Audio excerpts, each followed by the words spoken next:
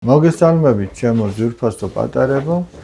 ჩვენ განვაგრძობთ ჩვენ საუბრებს ჩვენი საკვირაო სკოლის პატარებთან ერთად და დღეს ჩვენი საუბრის თემა იქნება ენით დაკოდილი.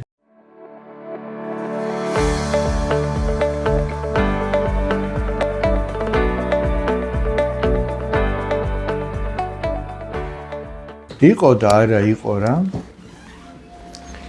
იყო ერთი დათვი, რომელიც ერთ კაცთან დაძმობილდა. კაცმა დათვი თავის სახლში მიიპატიჟა და ხინი გაუმართა. მოდი აქვე ვთქვათ, ესე იგი. აქ კი არ წერია, რომ კაცმა დათვი სადმე მიიპატიჟა, სახლში მიიპატიჟა. სახლში. სტუმარს რო სახლში დახვდები, შენი ხელით გამზადებულ საკვებს რო მიართმევ, ეგ სხვა რამე. ეგ არის მადლი. აი წაღან რო გითხარით, კონფეტების ქაღალდების გადაყრა მადლია მეთქი. ერთმანეთს რო სტაცებით მე უნდა გადავყარო. აი ისიც არის მადლი, რომ შენ სახლში რო სტუმარს მოიპატიჟებ და შენი ხელით გამზადებულ რაღაცას მიართმევ. ხინი გაუმართა. გამოშვიდობებისას კაცმა დათვს აკოცა და ცოლსაც აკოცნინა სტუმრისათვის. ქალს დათვის სიმყრალე ეცა, გადააფურთხა და თქვა: პირმყრალ სტუმარს ვერ ვეწყობიო. ანუ რა მყრალი ის არისო დათვია. ფუ! ესე. დათვი წავიდა. ცოტა ხნის შემდეგ კაცი ეწვია დათვს და თან ცული წაიღო. ამით შესას მოვჭრი და უკან წამოვიღებო. კარგად მოილხინეს, წამოსვლისას დათვმა დაიჟინა. თავზე ცული დამკარიო. ჩამარტყი თავში ეგ ცული. კაცი უარზე იყო, ახლა მეგობრობდნენ და ცულს როგორ ჩაარტყავდა რა. დათვი არ მოეშვა, მაშინ დაკრა კაცმა ცული და თავი გაუტეხა. დათვი ტყეში წავიდა და კაცი შინისკენ გამოემართა. ერთი თვის შემდეგ შეიყარნენ, ანუ შეხვდნენ. დათვს თავი გამთელებოდა, კაცს უთხრა.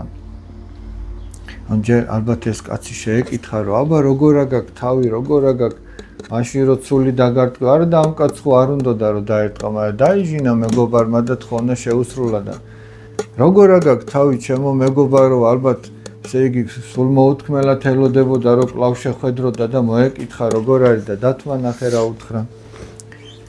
ძმაო, შენი ცულით დაკოდილი, ანუ გახეთქილი თავი გამიმთელდა, მაგრამ შენი ცოლის ენით დაკოდილი გული არაო. რატო თქვა ეს ამ დათვ? იმიტომ რომ ცოლმა რო გადააფურთხა და ეს ბინძური დათვი საიდან მოვიდა, დათვს გული გაუტყდა. იმას ვიტყვი, რომ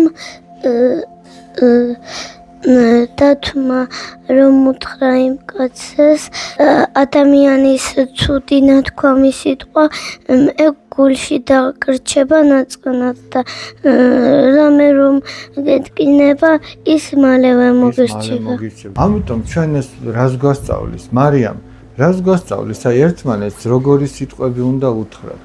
კარგი სიტყვები უნდა უთხრათ. ადამიანმა რაც უფრო სიკეთილით არ უნდა გატკინოს გული, ის მალე გაგშორდება და ვინც ცუდად მოგექცევა, ის იმისი სულ დაგრჩება გულში. აი მაგალითად ჩემმა კლასელმა ერთხელ როცა გაკვეთილისას ცუდად ვიქცეოდი მეორე კლასში, მითხრა რომ რაც არ უნდა ცუდად მოიქცე, შენი მეგობარი მაინც დავრჩებიოდ და ძალიან გული გამითქვა მაგ სიტყვებით. მანაც საწყენი სიტყვა არ უნდა უთხრა, ის შეიძლება ადამიანს გულში დარჩეს და ძალიან ინერვიულოს დაამახსოვრდეს. ნახე, ესე იგი და როდის მოგდის ეგ ცუდი სიტყვა, იცი როცა გაღიზიანებული ხარ. ეს იმ კაცის ცოლი დათვის ყრალმა სულმა გააღიზიანა და აი გაღიზიანებულმა ეგ თქვა. და ამიტომ ესე იგი სანამ ადამიანი გაღიზიანებულია, ჯობია რომ არაფერი არ თქვას, ხო მართალია? აი სანამ ადამიანი გაღიზიანებული, გახსოვთ ჯიუტაზე რო იყო. ხო, როცა ესე იგი განრისხებული ხარ, ყველაზე საუკეთესო საშუალება წამალი არის დუმილი, არაფერი არ თქვა. რო გაივლის ეს განრისხება და გულისწყრომა, მე მშვიდად თქვა რაღაც. ამიტომაც ნახე წმინდა მამა რას ამბობს წმინდა ათანასე გრიგორიატელი. დუმილი მრავალი ბოროტებისაგან გვიხსნის.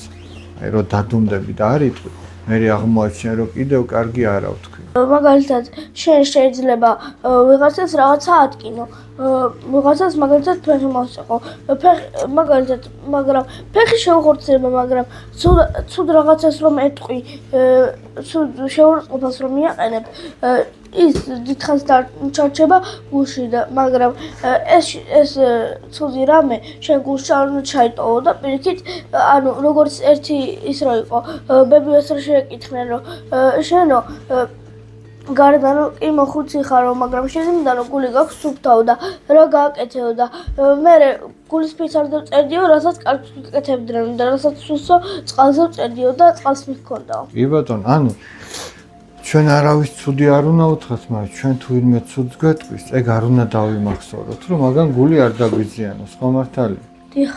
ისე რომ შევაჯამოთ, ჩემო მეგობრებო, რომ შევაჯამოთ.